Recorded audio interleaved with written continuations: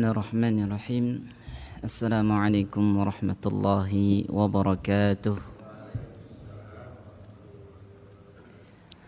Alhamdulillahi rabbil alamin. Wassalatu wassalamu ala basyirin nadhir, rahmatan lil alamin, wa anzalal kitabal mubin. Man i'tasama bihi faqad hudiya ila siratin mustaqim. Wa ashhadu an la ilaha illallah wahdahu la syarika lah, wa ashhadu anna Muhammadan abduhu wa rasuluhu la nabiyya wa la rasula ba'dah, amma ba'du. Bapak Ibu jamaah kajian maghrib sampai nanti pada Isya Masjid Besar Kota Sleman yang insyaallah dimuliakan Allah. Melanjutkan kajian kita di mana kita mengkaji tentang hati atau kejiwaan. Dalam kehidupan ini ternyata Bapak Ibu sekalian, tidak hanya kita perlu mengenal tentang dunia atau mengenal tentang akhirat, atau mungkin mengenal pasangan kita, mengenal teman kita, mengenal keluarga kita, mengenal negeri kita, tapi juga kita perlu kenal dengan diri kita. Maka ini dikenal dengan tazkiyatun nafs, pensucian jiwa.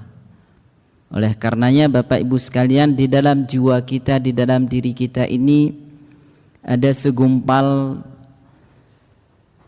darah, kata Nabi, yang mana itu akan bisa berbolak-balik, yang dikenal dengan hati. Dengan demikian, dengan prinsip atau sifat karakternya yang bisa berubah, tentu ini menjadi faktor utama atau gejala yang akan besar, kemungkinan akan rusaknya itu sangat-sangat mungkin. Oleh karenanya patutlah bagi kita untuk kenal penyakit-penyakit yang mana itu merusak segalanya. Di antaranya kemarin kita sudah mengenal Bapak Ibu sekalian, untuk menyederhanakan pembahasan kemarin yang sudah kita kaji, 5 penyakit hati yang harus kita hindari. Yang pertama, lalai dari mengingat Allah Ta'ala. Yang kedua, menjauhi kebenaran setelah mempelajari dan mengetahuinya. Yang ketiga, banyak bermaksiat dan berbuat dosa. Yang keempat, terlalu banyak bermimpi dan berangan-angan. Yang kelima, menyibukkan diri dari menghabiskan waktu dengan perkara yang hukumnya mubah atau diperbolehkan. Adapun yang pertama Bapak Ibu sekalian, lalai dari mengingat Allah Ta'ala, ini tentu kita kadangkalanya membaca Quran tapi tidak bisa meresapi Al-Quran itu sendiri, serta merenungi tanda-tanda kekuasaan Allah di muka bumi ini yang begitu banyak Allah tampakkan kepada kita. Betapa banyak di antara kita yang masih belum bisa merutinkan dzikir dan mengingat Allah Ta'ala. Betapa banyak di antara kita yang membaca Al-Quran hanya sebatas di kerongkongan saja, tanpa meresapi kandungan ayat dan maknanya. Sungguh Bapak Ibu sekalian, lalainya hati ini dari dzikir dan meresapi makna Al-Quran serta tersibukkannya dengan perkara dunia yang merupakan penyakit berbahaya yang harus segera dicegah dan diobati. Sebagaimana Allah Subhanahu wa taala berfirman di surah Qaf di ayat 37, Allah mengatakan, A'udzu billahi minasy syaithanir rajim. Inna fi dzalika ladzikra liman kana lahu qalbu aw alqas sam'a wa huwa syahid. Inna fi dzalika ladzikra liman kana lahu qalbun aw alqas sam'a wa huwa syahid. Allah mengatakan dalam firman-Nya, sungguh fi dzalika ladzikra, pada yang demikian itu pasti terdapat peringatan liman kana lahu, bagi orang-orang yang mempunyai hati qalbun, yaitu orang-orang yang mempunyai hati, atau au alqa as-sam'a wa huwa syahid, atau yang menggunakan pendengarannya sedangkan dia menyaksikannya. Ayat ini Bapak Ibu sekalian menjelaskan kepada kita bahwasanya Al-Quran bisa menjadi pelajaran bagi orang-orang yang memiliki hati dan pendengaran. Hanya saja hati dan pendengaran yang dimaksud di sini bukanlah hati dan pendengaran setiap orang pada umumnya, melainkan hati dan pendengaran yang khusus dan spesial, hati yang mau meresapi makna dan kandungan ayat-ayat Allah Subhanahu wa ta'ala ketika membacanya, hati yang hadir dan fokus saat sedang membaca Al-Quran. Karena betapa banyak orang yang memiliki hati dan pendengaran, namun hati tersebut tidak bermanfaat bagi pemiliknya. Nah, inilah Bapak Ibu sekalian, di mana ketika kita diberikan oleh Allah hati, begitu juga pendengaran, penglihatan kita, ternyata kebanyakan dari kita hati ini seolah-olah tidak berfungsi untuk dirinya. Ketika ia melihat kekuasaan Allah, ia tidak melihatnya dengan kebesaran Allah, dengan imannya, tapi dengan nafsunya, dengan ambisinya, dengan ditambah lagi bisikan-bisikan syaitan akan kehidupan dunia ini.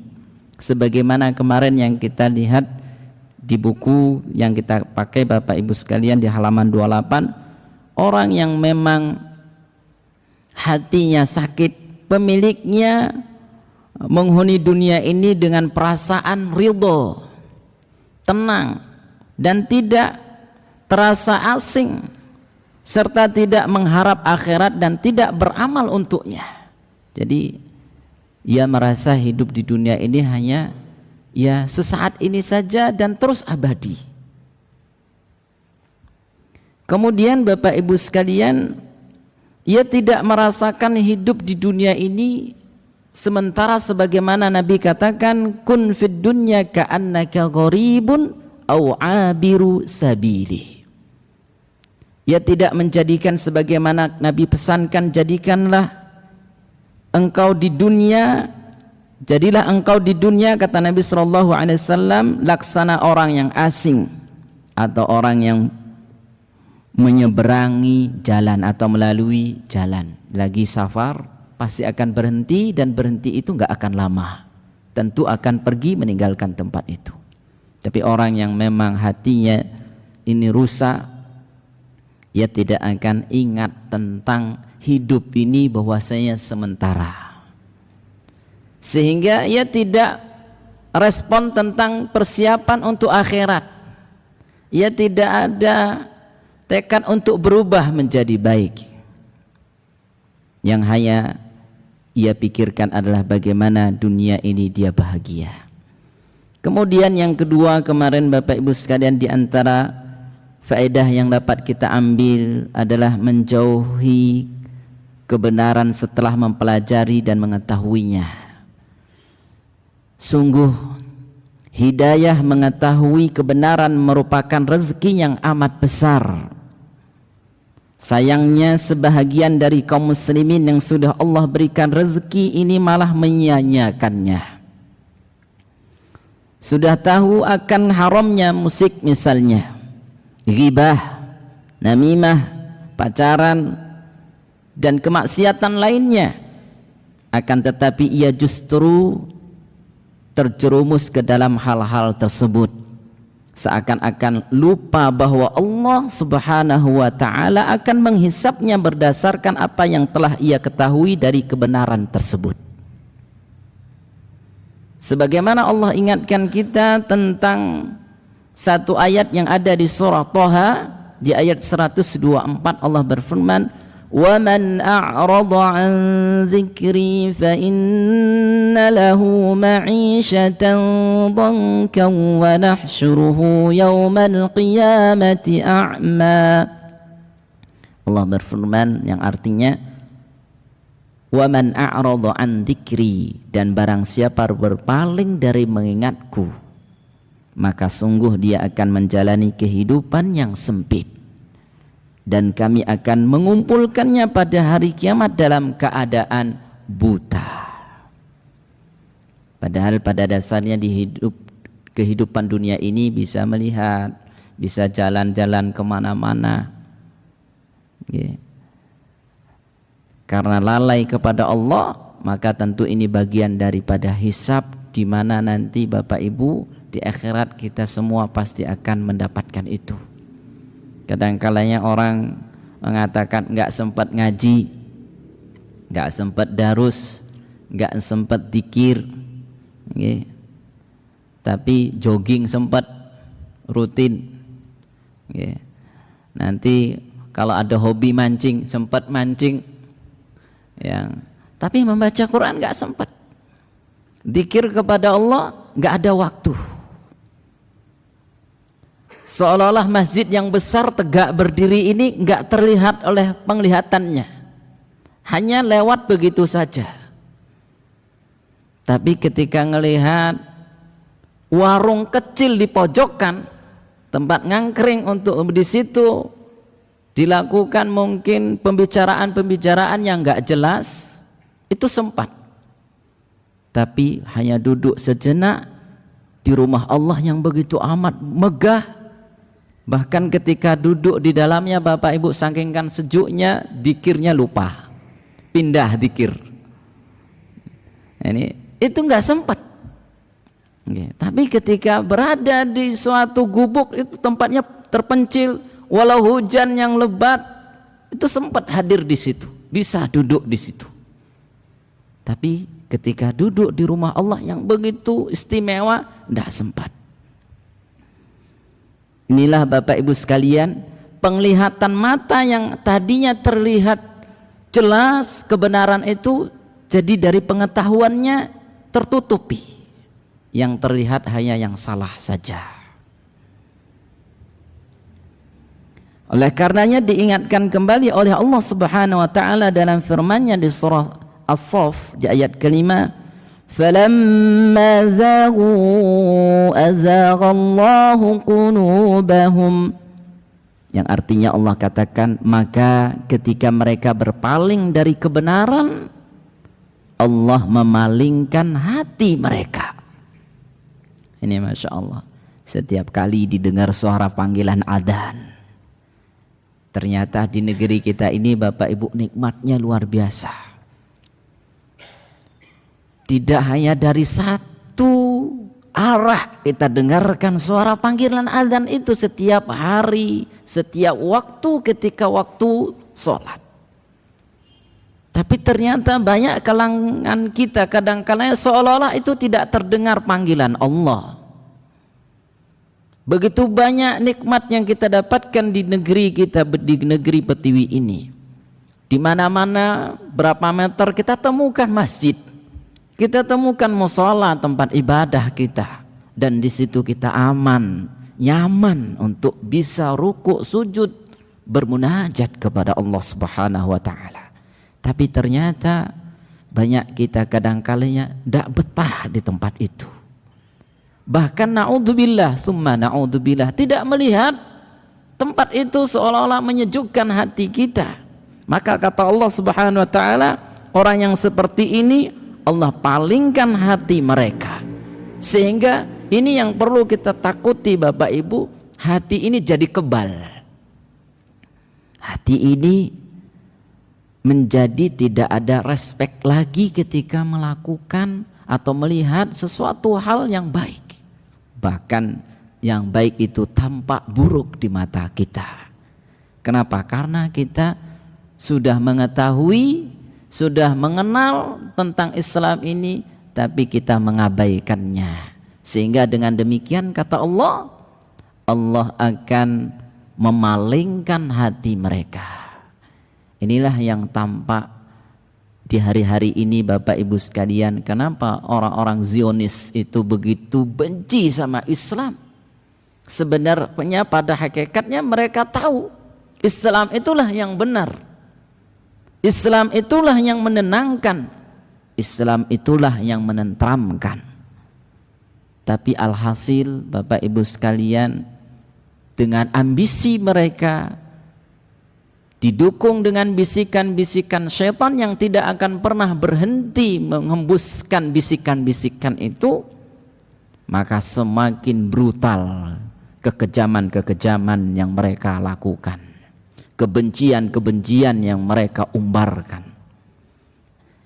Jika hati ini berpaling dari kebenaran sedangkan ia telah mengetahuinya, maka Allah hukum hati-hati tersebut dengan berpalingnya dari hidayah dan petunjuk Allah Subhanahu wa ta'ala. Ini sungguh mengerikan Bapak Ibu.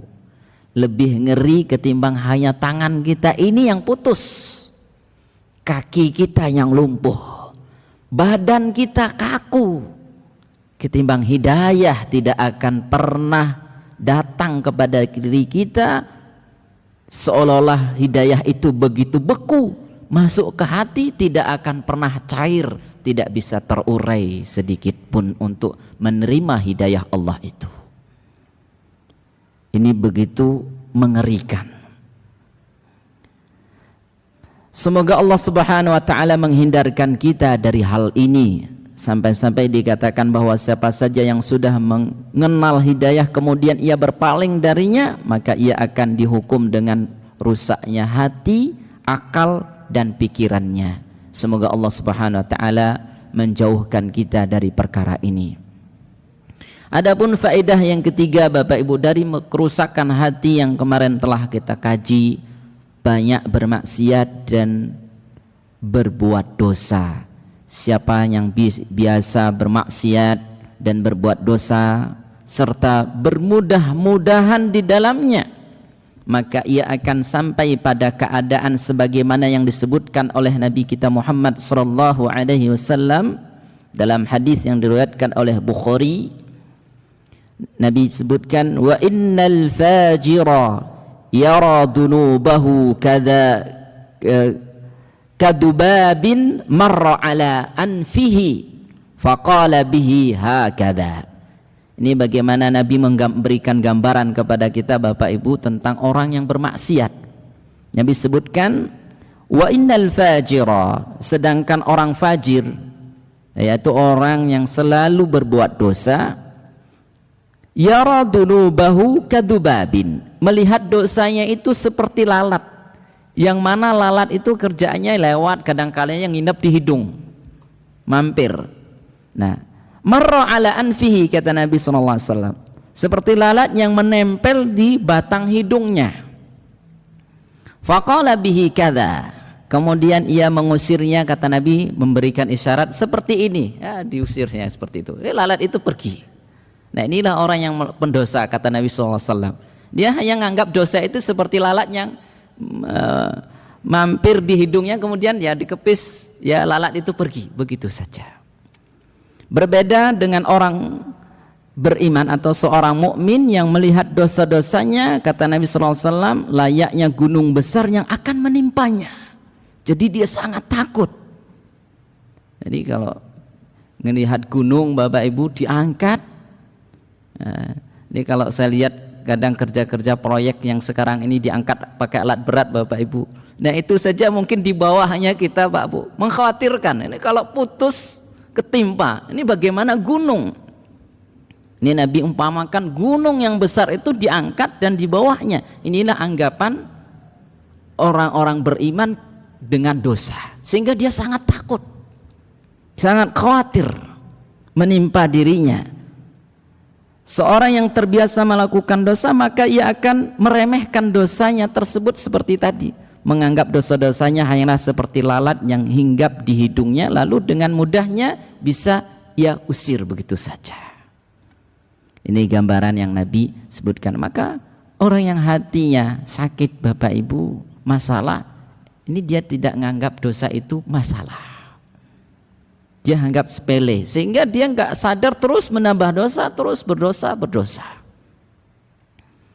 Kemudian yang keempat, di antara faedah kemarin kita kenal tentang penyakit hati, terlalu banyak bermimpi dan berangan-angan.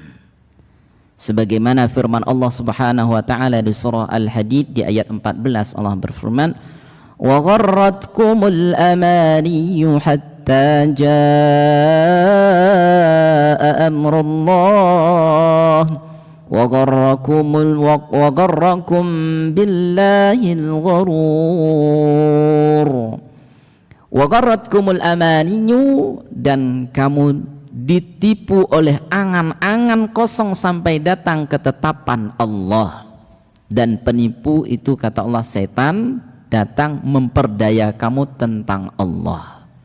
Ini bagaimana manusia ini kadang-kalanya banyak angan-angan Bapak Ibu. Oh nanti kalau sudah saya usia seperti ini, saya pengen lebih khusyuk di masjidnya, ingin ngajinya, ingin dzikirnya, ingin umrohnya, ingin hajinya, ingin sodakohnya.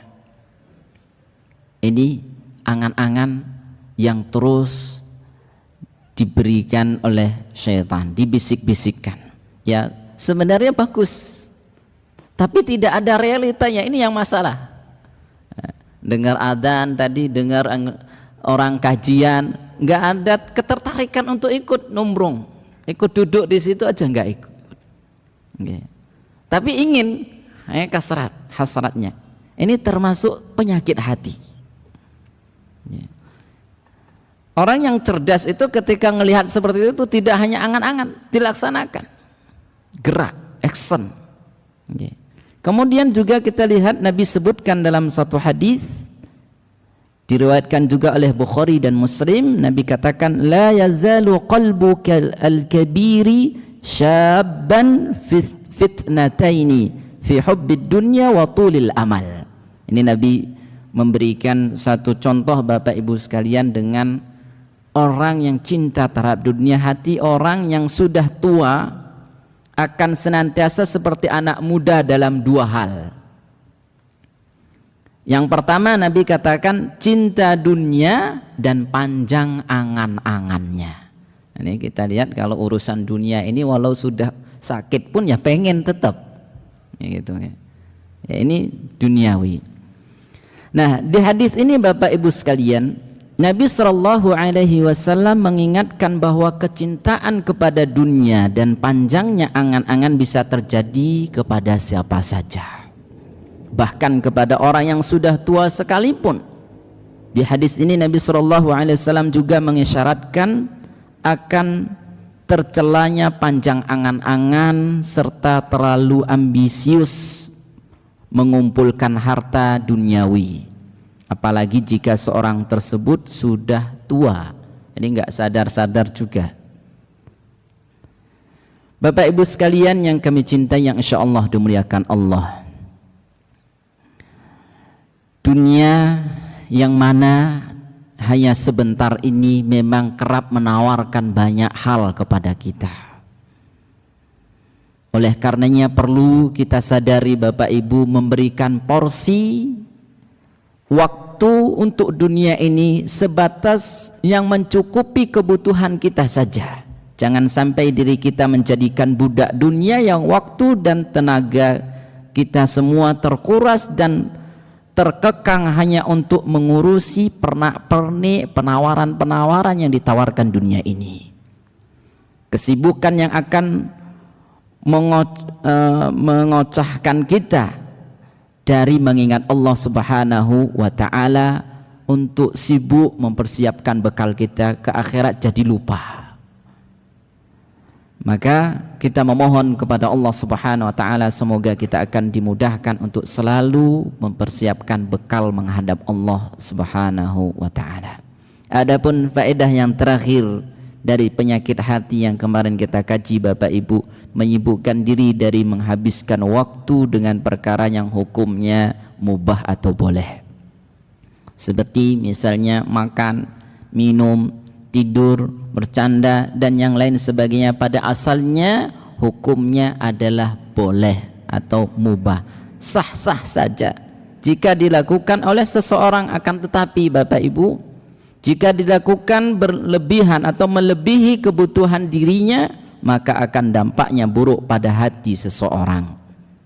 Sebagaimana Allah Subhanahu wa ta'ala melarang kita berlebihan dalam perkara mubah seperti makan dan minum. Allah sebutkan di surah Al-A'raf di ayat 31, wa kulu washrabu wa la tusrifu innahu la yuhibbul musrifin. Allah katakan yang artinya, maka makan dan minumlah kalian, tetapi jangan berlebih-lebihan. Sungguh Allah tidak menyukai orang-orang yang berlebihan. Nah Bapak Ibu sekalian yang kami cintai, yang insyaallah dimuliakan Allah, Imam Ibnul Qayyim rahimahullah mengatakan, min mafsadatil qalbi kathratun naum. Ini diantara merusak ini hati, kata Imam Ibnul Qayyim, adalah banyaknya tidur. Fa innahu yumitul qalba, karena ia dapat mematikan hati. Wa yuthaqqilul badan, membuat tubuh terasa berat. Wa yudhi'ul waqta, menghabiskan waktu.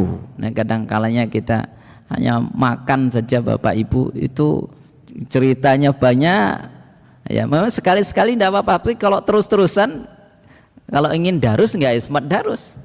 Saya jadi teringat teman saya di Solo, di Ustadz Abu Umar, itu keluarganya betul-betul disetrap dengan waktu menghafal Quran, sehingga dulu saya sempat duduk bersama anaknya Bapak Ibu, usia 7 tahun ke 9 tahun itu dia sudah hafal 30 juz Quran mutkin, dan duduk bersama saya talaki sama Syekh guru kami. Dia paling kecil, usianya 8 tahun, itu sudah lancar Qurannya, bacaannya bagus. Sehingga di 2000 berapa itu masuk juga dia hafid cilik Indonesia. Setelah kami tanya kalau menghafalnya bagaimana, itu ternyata komentar beliau termasuk makan, itu kata beliau banyak menghabiskan waktu, sehingga makan anak itu diberikan waktu, dibatasi. Dan ini kita lihat Bapak Ibu sekalian, di Kopassus itu kan mereka ketika makan ditentukan waktunya. Nah kalau kita ini kadang-kalanya banyak waktu di situ, belum lagi kalau nanti hajatan Bapak Ibu ngundang makan, wah ini makannya ngobrol lagi, belum lagi kalau sehari, bayangkan kalau kita dapat undangan 5 Pak Bu. Nah ini makan sejam di sini, nanti ke sana lagi makan lagi, nah ini nggak habis-habis. Oke, Masya Allah. Nah, ini hajatan. Sebenarnya ini tidak dilarang, boleh-boleh saja. Tapi kadang-kalanya ini kalau terus-terusan setiap sepekan sekali Bapak Ibu, ini misalnya 1 pekan sekali di hari Ahad saja kita kondangan terus. Setiap seminggu sekali ada 5 undangan. Nah, ini makan terus di sana, ya nggak sempat dzikir. Walaupun ini pun sebenarnya ketika kita resapi kembali, ya bisa berubah menjadi ibadah. Tapi kadang-kalanya ini pun banyak dari kita hanya sekedar makan tadi saja, hanya menikmati kenikmatan-kenikmatan yang ada ini. Maka kata Imam Ibnul Qayyim, termasuk juga merusak hati itu adalah banyaknya makan, tidur, dan sebagainya yang tadi telah kita sebutkan. Kemudian di antara tidur semacam ini kata beliau ada yang sangat dibenci hukumnya, ada pula yang membahayakan tubuh dan tidak mendatangkan manfaat sama sekali. Dan tidur yang paling bermanfaat kata beliau adalah saat tubuh sangat membutuhkannya. Dan ini bisa kita rasakan Bapak Ibu, saat tubuh ini sangat butuh untuk istirahat, dan gitu kita istirahat walau hanya sekejap saja, sebentar, itu luar biasa nikmatnya. Itu semangatnya akan tumbuh kembali. Begitu pula dengan makan. Di saat kita butuh makan dan di situ kita dapatkan makan, dan itu luar biasa, kebahagiaan yang luar biasa. Nah, tapi kebanyakan kita kan tidak demikian. Jadwal makannya itu sudah teratur seperti makan obat.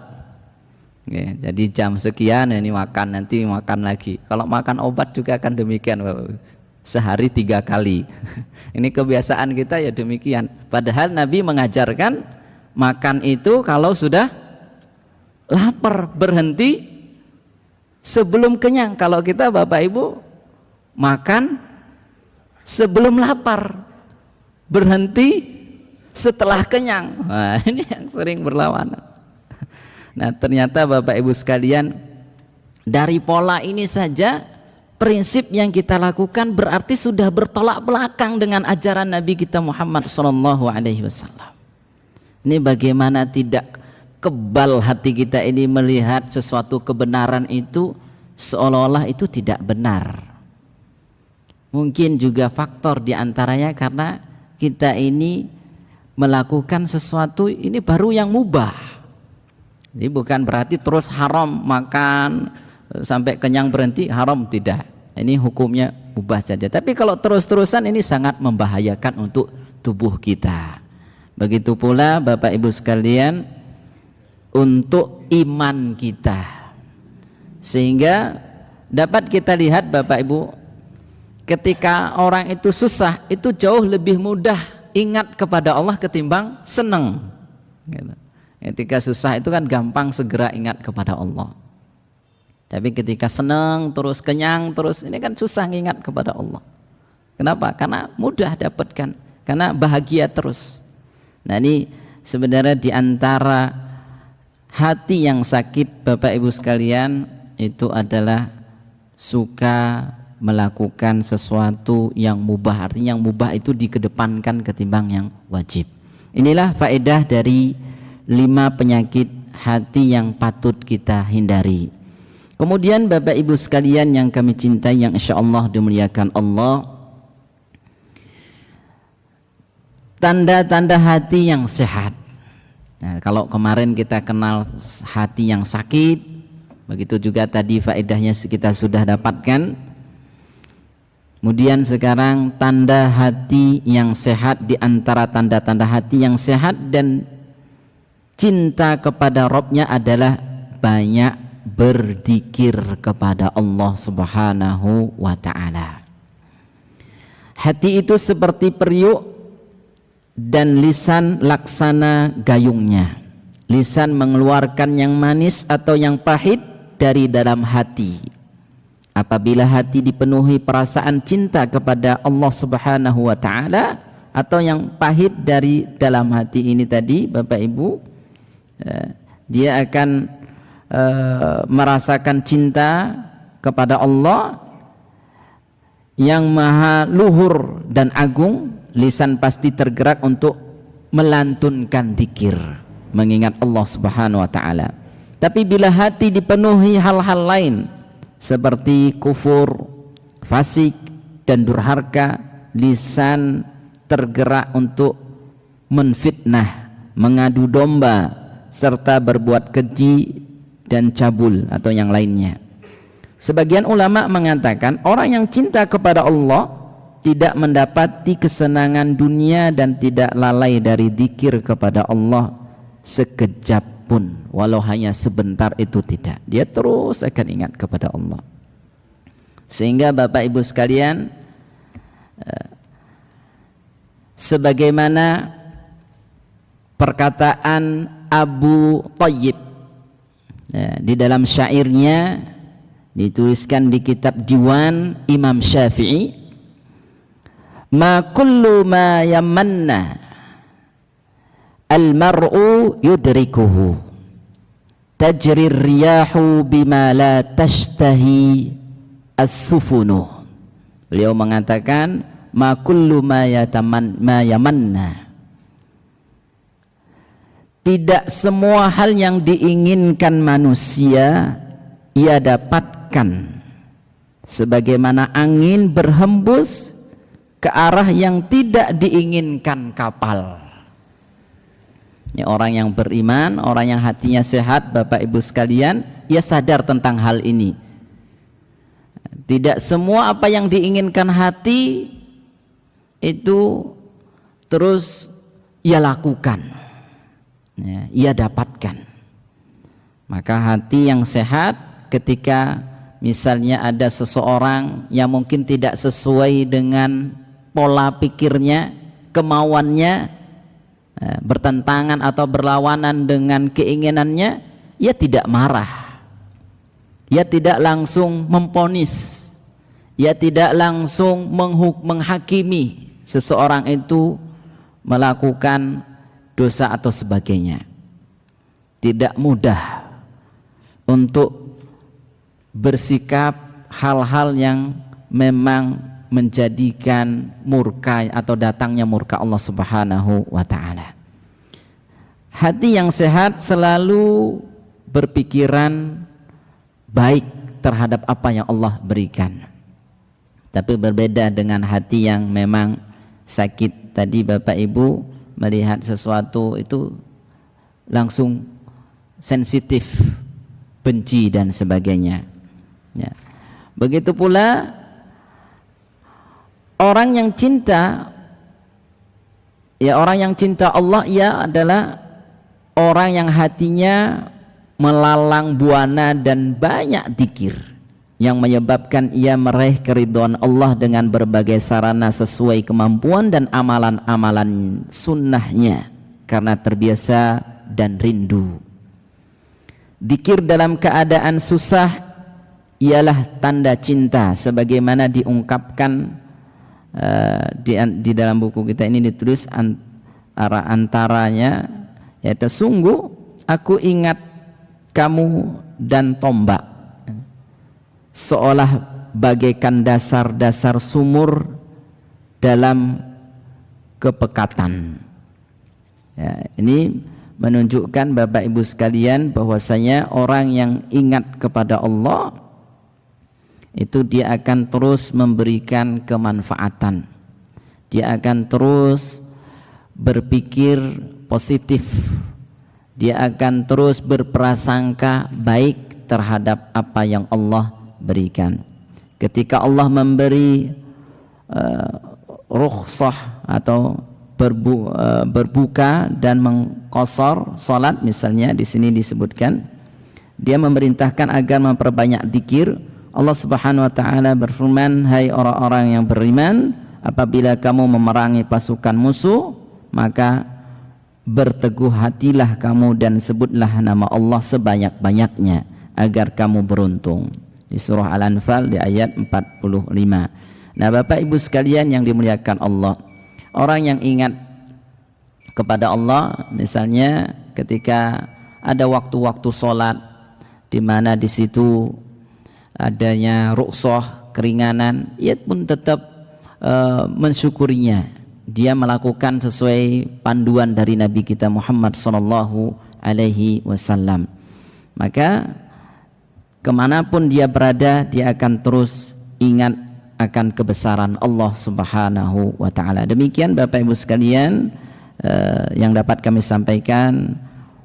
Afu minkum wa sallallahu ala nabiyina Muhammadin wa ala alihi wasallam wa akhiru da'wana alhamdulillahi rabbil alamin. Insyaallah di pertemuan berikutnya kita akan kembali lanjutkan tanda-tanda hati yang sehat.